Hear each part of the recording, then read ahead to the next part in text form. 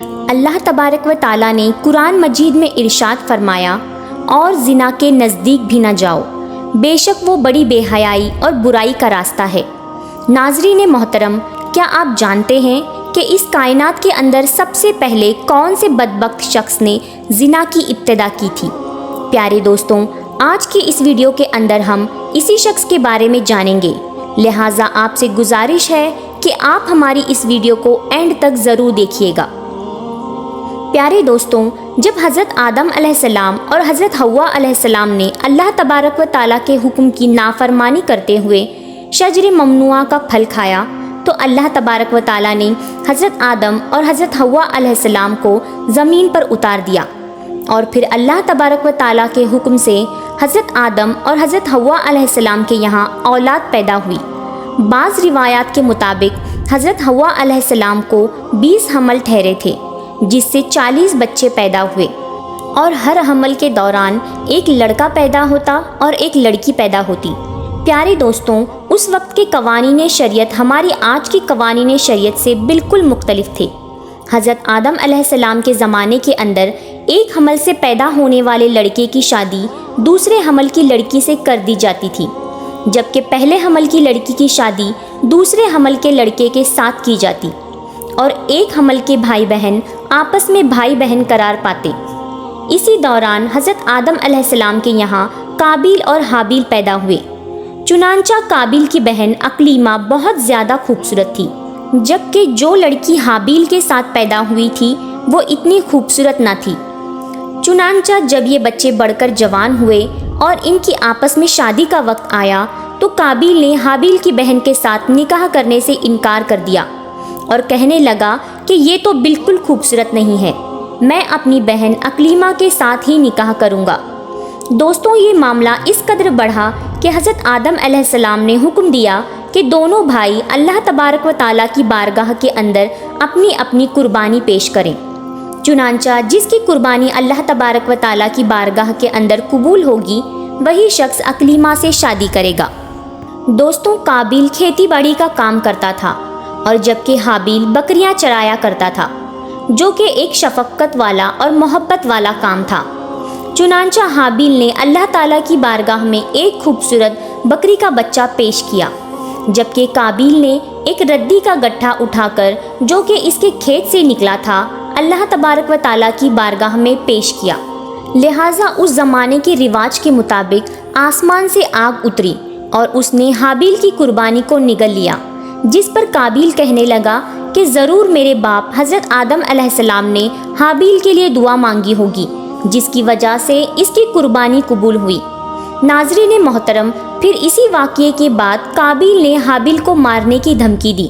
روایات میں آتا ہے کہ حابیل قابیل سے زیادہ طاقتور تھا، لیکن اس نے اللہ تبارک و تعالیٰ کے خوف کی وجہ سے فرمایا کہ اگر تم مجھے قتل کر دو گے تو میں تمہیں قتل کرنے کے لیے ہاتھ بھی نہ بڑھاؤں گا۔ میں چاہتا ہوں کہ تو قیامت کے دن میرے گناہ کے ساتھ آئے۔ چنانچہ ایک دن قابیل نے غصے میں آ کر حابیل کے سر پر پتھر مارا، جس سے اس کی موت واقع ہو گئی۔ چنانچہ حابیل کو قتل کرنے کے بعد قابیل بہت پریشان ہوا اور حابیل کی لاش کو اپنے کندھے پر اٹھا کر کئی دنوں تک مارا مارا پھرتا رہا۔ پھر اللہ تبارک و تعالیٰ کے حکم سے 2 کوے آئے اور ان دونوں نے قابیل کے سامنے جھگڑا کیا۔ چنانچہ ایک کوے نے دوسرے کو مار دیا، اور پھر اس نے زمین کھرید کر دوسرے کوے کو اس کے اندر ڈال دیا اور اس کے اوپر مٹی ڈال دی۔ چنانچہ قابیل نے بھی جب کوے کو دیکھا تو افسوس کرنے لگا کہ میں اپنے بھائی کی لاش کو بھی نہ چھپا سکا۔ چنانچہ پھر اس نے بھی اسی طرح کیا، حابیل کی لاش کو زمین کے اندر دفن کر دیا، اور قابیل اپنی بہن اقلیمہ کو لے کر وہاں سے چلا گیا۔ اس کے بعد مسلسل شیطان ان کے پاس آتا رہا اور ان کو اس بات سے ڈراتا رہا کہ تمہارا باپ تمہیں قتل کر دے گا۔ پھر لہٰذا وہ اپنی بہن کو لے کر وہاں سے دور وادیوں کے اندر بس گیا۔ اس واقعے کے بعد حضرت آدم علیہ السلام بہت زیادہ مغموم رہا کرتے تھے اور اللہ تبارک و تعالیٰ سے دعا کیا کرتے تھے کہ یا اللہ مجھے وارث عطا فرما۔ لہٰذا اسی دوران آپ کو حضرت شیث علیہ السلام کی بشارت ملی۔ چنانچہ حضرت شیث علیہ السلام جیسے ہی پیدا ہوئے تو حضرت آدم علیہ السلام نے بچپن ہی سے ان کی تربیت پر خاص توجہ دی اور حضرت شیث علیہ السلام کو تمام معاملات سے آگاہ کیا۔ چنانچہ جب حضرت شیث علیہ السلام جوان ہوئے تو حضرت آدم علیہ السلام نے اپنے بعد ان کو مومنین کا خلیفہ مقرر کیا اور انہیں اس بات کا حکم دیا کہ اپنے بھائی قابیل اور ان کی اولاد سے دور رہیں اور مومنین کی اس جماعت کو بھی ان سے دور رکھیں۔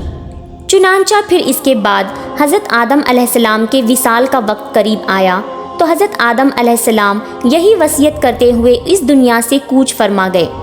چنانچہ اللہ کے مقدس فرشتے نازل ہوئے اور انہوں نے حضرت شیث علیہ السلام کو حضرت آدم علیہ السلام کو دفن کرنے کا طریقہ بیان کیا۔ چنانچہ حضرت شیث علیہ السلام نے اسی طرح سے کیا۔ پھر اس کے بعد کچھ عرصے بعد آپ کی والدہ حضرت حوا علیہ السلام کا بھی اس دنیا سے انتقال ہو گیا۔ ناظرین، اس واقعے کے بعد زنا کی ابتدا ہوئی۔ اس کے بارے میں بنی اسرائیل کی روایات میں آتا ہے کہ قابیل اور اس کی آل و اولاد ایک وادی کے اندر رہا کرتی تھی۔ چنانچہ ایک دن شیطان ان کے پاس ایک غلام کی صورت میں آیا اور ایک شخص کے یہاں اجرت پر کام کرنے لگا۔ چنانچہ تھوڑا عرصہ گزرنے کے بعد اچانک وہ غلام عجیب و غریب کام کرنے لگا اور طرح طرح کے اور نئے نئے لباس تیار کرنے لگا اور ان کو گانے باجے کے آلات بھی بنا کر دکھائے اور ان کو ایسی ایسی آوازیں سنائی ان آلات سے جو انہوں نے آج سے پہلے کبھی نہیں سنی تھی۔ چنانچہ وہ لوگ پہلے ہی حق سے دور تھے اور فسق فجور کے اندر مبتلا ہو گئے اور انہوں نے اپنا ایک دن عید کے لیے مقرر کیا اور اس دن ان کی تمام عورتیں برہنہ لباس پہن کر اور زمانہ جاہلیت کی عورتوں کی طرح نیم عریاں لباس پہن کر آتی تھیں اور مردوں سے اختلاط کیا کرتی تھی، اور حضرت شیث علیہ السلام کے ساتھ رہنے والے مومنین دور ہی سے ان کے گانے باجوں اور مزامیر کی آوازوں کو سنا کرتے تھے۔ چنانچہ ایک دن ان میں سے ایک شخص کے دل میں یہ خیال آیا کہ کیوں نہ میں وہاں جا کر دیکھوں کہ کیا معاملہ ہے۔ چنانچہ اس شخص نے چوری چھپے وہاں سے ہجرت کی اور عید کے دن جب قابیل اور اس کی آل و اولاد فسق و فجور میں مبتلا ہوئے تھے، وہ شخص وہاں پر جا پہنچا اور اس نے وہاں پر جا کر عورتوں کو دیکھا کہ وہ بہت زیادہ حسین و جمیل ہیں۔ اس حوالے سے روایات میں آتا ہے کہ حضرت شیث علیہ السلام اور ان کے ساتھ جو مومنین جماعت تھی، ان کے مرد بہت زیادہ حسین و جمیل اور خوبصورت تھے اور ان کے ساتھ جو عورتیں تھیں وہ بظاہر اتنی زیادہ حسین نہ تھیں، جبکہ قابیل کی آل و اولاد کے اندر مرد انتہا بدصورت تھے، جبکہ ان کی عورتیں اور لڑکیاں بہت زیادہ حسین و جمیل تھیں۔ چنانچہ وہ نوجوان ان لڑکیوں کے حسن و جمال سے بہت زیادہ متاثر ہوا۔ پھر جب وہ شخص واپس آیا تو اس نے چوری چھپے دیگر مومنین کو بھی اس کے حوالے سے خبر دی۔ چنانچہ پھر آہستہ آہستہ مومنین کے لوگوں میں سے بعض کمزور ایمان والے لوگ وہاں سے ہجرت کرنے لگے اور ہجرت کر کر کے قابیل کی آل و اولاد کے اندر جا کر وہاں پر ان کی عورتوں کے فتنے کے اندر مبتلا ہو گئے اور یوں فسق و فجور کرنے لگے اور زنا کاریاں کرنے لگے، جس سے زنا جیسے کبیرہ گناہ کی ابتدا ہوئی۔ ناظرین محترم، روایات کے اندر آتا ہے کہ حضرت شیث علیہ السلام کے رہنے والے مومنین کی تعداد بہت کم ہو گئی تھی، جبکہ قابیل کا گروہ بہت زیادہ طاقتور ہو گیا تھا۔ چنانچہ وہ ان کی بستیوں کے اندر بھی فتنہ فساد پھیلاتے اور اپنی بستیوں کے باہر نکل کر حضرت شیث علیہ السلام کے ساتھ رہنے والے مومنین کو قتل کرتے اور ان کو طرح طرح کی تکلیف دیا کرتے تھے۔ ناظرین، یہ تمام روایات بنی اسرائیل سے لی گئی ہیں، جس کے بارے میں حضور پاک صلی اللہ علیہ وسلم نے ارشاد فرمایا کہ جب تم بنی اسرائیل کی روایات میں سے کوئی بھی روایات سنو تو ان کی تصدیق کرو اور نہ اس کی تکذیب کرو، بلکہ یہ کہو کہ اللہ تبارک و تعالیٰ نے نازل کیا، ہم اس پر ایمان لاتے ہیں۔